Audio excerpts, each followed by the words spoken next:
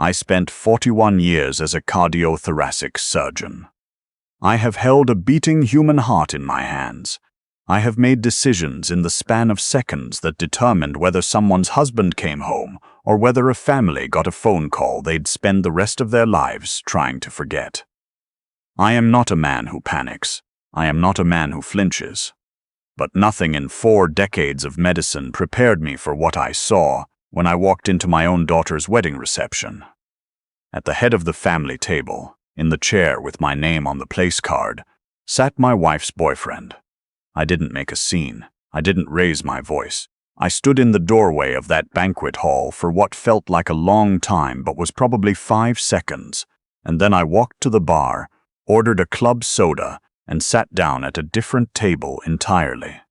That night, my wife called me 22 times before midnight. I let every one of them go to voicemail. The reception was held at Ashford Glen, a country club in the kind of suburb outside Columbus where the houses have names, and the lawns are maintained by people whose names no one learns. My daughter had been planning this wedding for 14 months. I had written a check for $68,000 to cover the venue, the flowers, the photographer, the band. I did not do it to hold it over anyone. I did it because she is my daughter, and because her mother had quietly mentioned, 6 weeks before the date, that the original budget had fallen short. I was late arriving to the reception. Not because I didn't care. I had spent the morning at the hospital finishing post-op rounds on a patient whose bypass had taken an unexpected turn the evening before. By the time I changed out of my scrubs and drove 40 minutes north, cocktail hour was ending, and guests were being seated. I remember straightening my tie in the parking lot, checking the small gift card tucked inside my jacket pocket, and thinking that my daughter looked beautiful in the photos her maid of honor had been texting me all afternoon. I was proud, genuinely, quietly proud in the way fathers are, when they've watched someone grow from a child who was afraid of thunderstorms into a woman who plans her own life without asking permission. The banquet hall was warm. Candlelight, round tables with ivory linens, a string quartet winding down near the far wall. I spotted my daughter immediately, laughing near the cake table with her new husband's family.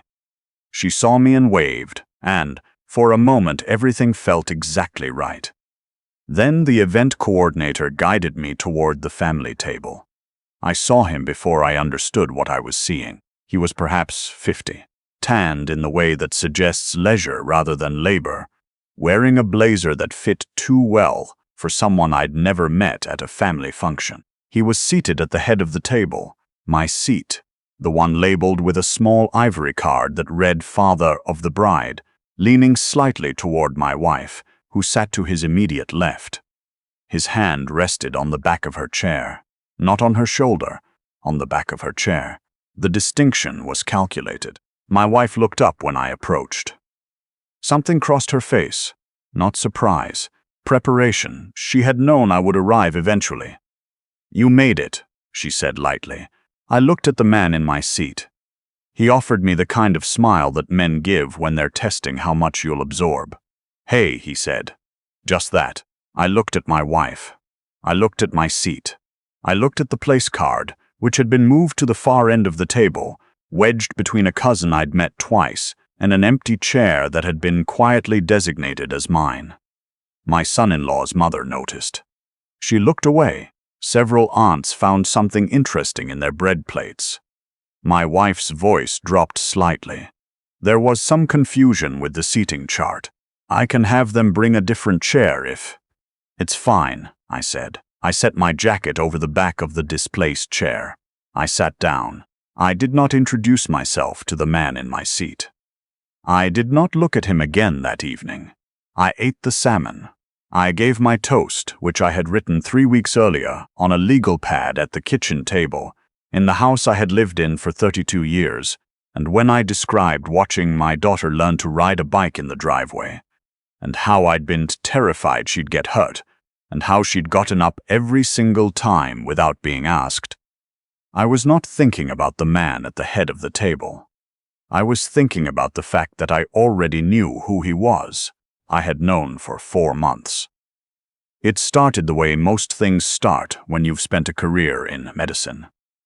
I noticed an anomaly and I didn't dismiss it. My wife and I had maintained a joint account for household expenses since we married 34 years ago. In March, reviewing statements out of habit the way I always do on the first Sunday of the month, I found a charge I didn't recognize. A restaurant in the short north, a neighborhood we rarely visited together, on a Tuesday evening when she had told me she was attending a book club. The amount was modest, dinner for 2. I didn't say anything. I noted it. 2 weeks later, a Saturday, she said she spent shopping with her sister, yielded a charge at a hotel bar 40 minutes from our house. 1 drink, a second drink, a room charge that appeared and was voided within the same hour. As if someone had reconsidered, I ran the hotel name through a quick search. It was the kind of place people went for afternoons, not overnight stays. I still didn't confront her. 34 years of marriage had taught me that confrontation without evidence is just performance. And I had not survived 4 decades of surgical medicine by performing. I contacted a former colleague whose nephew worked in private investigation. I am not the kind of man who does things dramatically, so I will tell you plainly, I paid for a month of documentation. What came back was not a surprise. It was a confirmation. His name, his address, his employment. He managed a commercial real estate portfolio, which explained the flexible schedule, and 17 documented instances of contact over a 6-week period. Dinners. A weekend trip to a rental cottage near Lake Erie she had described to me as a solo retreat to decompress and think. I sat with that report in my office at the hospital for a long time. Not because I was deciding whether to believe it, because I was deciding what kind of man I wanted to be on the other side of knowing. There is a moment in surgery when the field is compromised, and you have to make a choice. You can react, which often causes more damage, or you can be still, assess, and move with intention. The second approach saves more lives. I chose to be still. I called my attorney, a woman I'd used for practice incorporation and contract work for 15 years. I told her what I had. She told me what I needed to know. Ohio is an equitable distribution state, and while adultery does not automatically determine asset division, documented financial misconduct and dissipation of marital assets can matter significantly. She told me to stop making any large discretionary purchases from joint accounts. I had already stopped. I spent the following weeks quietly. I reviewed the deed on our primary residence, which I had purchased in 1991, 2 years before our marriage. I identified which assets predated our union and which were marital. I transferred nothing. I moved nothing. I simply understood what I had and what I could protect. My daughter's wedding invitation arrived on a Thursday. I sat with it at the kitchen table and read it twice, thinking about all of it. The flowers we'd argued about, the menu she'd changed 4 times, the first look she'd been nervous about, and I felt the kind of grief that has nothing to do with anger. It was quieter than anger. Sadder and somehow more permanent. The week before the wedding, I asked my wife casually whether everything was set for the reception. All taken care of, she said, not looking up from her laptop. I asked if she'd confirmed the seating chart with the venue. Yes, she said, it's fine. I let it go. I didn't know he would be there. I suspected my wife might invite him to something eventually. People in these situations tend to escalate when they sense their partner won't react. But I had not expected her to choose our daughter's wedding as the venue for that particular declaration. When I understood what I was looking at that evening, I made a decision in approximately 3 seconds. I would not give her the reaction she was testing for. I ate my dinner. I gave my toast. When the band started and my daughter found me near the edge of the dance floor, and we danced to the song we had picked together. An old Nat King Cole standard her grandfather used to play on Sunday mornings. I was entirely present. I was not thinking about the man at the head of the table. I was thinking about my daughter's face and the way she still laughed, the same way she had when she was 7 years old. She didn't know. I am certain of that. She had trusted her mother with the seating chart. I left the reception at 10:15. I hugged my daughter. I shook my son-in-law's hand and told him sincerely that I was glad she had found him. I did not say goodbye to my wife. I drove to my brother's house 20 minutes away. He had offered the guest room weeks earlier, when I'd told him what I knew. He didn't ask questions when I arrived. He made coffee. We sat on his back porch and listened to the neighborhood go quiet. My wife's calls started at 10:45. I sat with my phone face down on the porch railing and watched the screen light up through the glass, and I did not pick it up. Not once. The following Monday, I met with my attorney at her office downtown. She did not express sympathy about the seating arrangement. She asked one question. "Are you ready to move forward?" I said yes. She told me to document the evening, write down exactly what I'd observed, note the witnesses present. She told me the emotional dimension of these situations rarely wins cases, but the financial documentation already assembled was substantive. She asked about the joint account. I told her I had not touched it since March. She nodded. Good. My wife arrived at my brother's house on Tuesday morning. I had expected this. I stepped outside to speak with her in the driveway. I did not invite her in. My brother had gone to work. She looked tired. She also looked, beneath the tiredness, like someone who had spent 2 days rehearsing. "You humiliated me," she said, "leaving like that." "I didn't make a scene," I said. "I left quietly." "You didn't say goodbye." "Our daughter noticed." "I said goodbye to our daughter." She exhaled sharply. "This is not how adults handle things." "How would you prefer adults handle things?" I asked, because I'm curious what the adult version of bringing your boyfriend to your daughter's wedding looks like. Her jaw tightened. "He's a friend." I didn't answer that. "We need to talk," she said. "Properly. Not like this." "We can schedule something through my attorney," I said. She stared at me. "Your attorney? You're not serious." "I am." Her composure shifted, not dramatically, just at the edges. "You've already talked to a lawyer." "I've had a lawyer since April," I said. A long pause. "I didn't think you'd do this," she said quietly. "I know," I said. "That was a miscalculation." She left without another word. I went inside and called my daughter. She answered on the second ring, still in Hawaii with her husband. I told her I needed to share something with her before she heard it from someone else. I told her carefully, without detail, that her mother and I were separating. I told her it had nothing to do with the wedding, nothing to do with her, and that I was handling it as quietly as I could. She cried. I expected that. I let her. She asked if I was okay. I told her I was clearer than I'd been in 2 years. The weeks that followed were not cinematic. Mediation was scheduled. My wife's attorney was aggressive in correspondence and cautious in person, which told me the case wasn't as strong from her side as the letters implied. The asset structure was, as my attorney had noted in April, fairly clear. The house had been mine before the marriage, maintained largely from my professional income. The retirement accounts were more nuanced.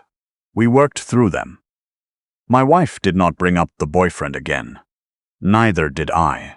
What she did do, about 3 weeks into the process, was suggest to my daughter that I had always been emotionally unavailable, and that the separation was the result of years of distance. My daughter called me. She said her mother had been saying things. I asked my daughter what she believed. A pause. Then, "I believe you were at every school play, every graduation, every hard thing. I believe you drove 4 hours each way to help me move into my first apartment, and you never once mentioned it. I believe you were late to my reception because you were taking care of a patient." "That's what I know," she said. "I didn't need anything else." Here is the thing about a man who has spent a lifetime in operating rooms. He understands that the body tells the truth. Symptoms don't negotiate. Numbers don't perform. You can argue with a diagnosis, but you cannot argue with the data in front of you. My wife had spent 34 years watching me rely on that principle in my work. She had, somewhere along the way, decided it wouldn't apply to her, that my reserve meant oblivion, that my steadiness meant I wouldn't look. She was wrong about all of it. The mediation concluded in late autumn. The settlement was equitable in the legal sense and felt appropriate in the human sense. I retained the house. We divided the retirement accounts according to contribution and statute. She received a fair allocation of shared investments. No alimony was sought. She had her own career. A consulting practice she had built over 15 years that she was rightfully proud of, and she did not need my income to sustain her life. The boyfriend was not mentioned in any official proceeding. He was legally irrelevant. He existed at the edge of the whole situation, the way peripheral damage exists in certain surgeries, present, consequential, but not the primary site of the problem. I heard through my daughter that he had ended things with my wife sometime in October. I did not react to this information. I did not find it satisfying in the way I might have expected. I found it simply true, the way a lot of things are simply true once the noise clears. The night the divorce was finalized, I sat in my kitchen, the one I had bought before I met her, with the window that faces east and catches the morning light, and I made myself dinner. Nothing significant. Chicken, roasted carrots, a glass of wine I'd been saving for no particular reason. I ate alone at the kitchen table, and I felt, for the first time in a long time, like the space around me matched the space inside me. That winter, I took a position as a visiting lecturer at the medical school downtown. I taught 2 seminars a month on surgical decision-making. The students were hungry and direct, and entirely unimpressed by credentials which I respected. One of them, a third year, who asked questions the way a good surgeon should, precisely without apology, reminded me of myself at 26, back when I believed that competence was the same thing as protection. It isn't. I know that now. I had been competent for 40 years. I had provided stability, security, presence where I could offer it. I had not perhaps been curious enough. There is a difference between maintaining a life and tending to one. I have thought about that difference more in the past year than in the 3 decades before it. My daughter and her husband visited in the spring. They stayed in the guest room. We had dinner 3 nights in a row. Nothing elaborate. Just food and conversation.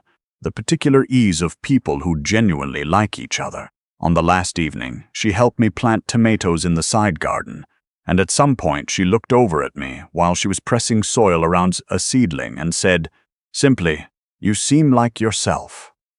I had to think about that. "Maybe more than I have in a while," I said. She nodded.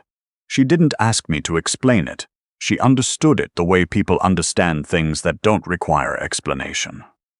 I am 63 years old. I have operated on more than 4,000 hearts. I have made mistakes in my career and in my marriage, and in the way I sometimes confused silence with peace. I have learned, later than I would have preferred, that tending to something is not the same as controlling it, and that walking away from a table where you've been arranged like furniture is not a loss. It is, in fact, the only dignified move available. If you've ever been placed somewhere instead of welcomed somewhere, you already know what I mean. And if no one has told you yet, calm is not the same as absent. Quiet is not the same as unaware. And the man who says nothing and sees everything is not the man you want to underestimate. Leave a comment and tell me where you're watching from. Stories like this one, about dignity, about what we protect, about the things we rebuild when we finally stop carrying what was never ours to carry, that's what this channel is here for. Subscribe if you want to stay. We're not going anywhere.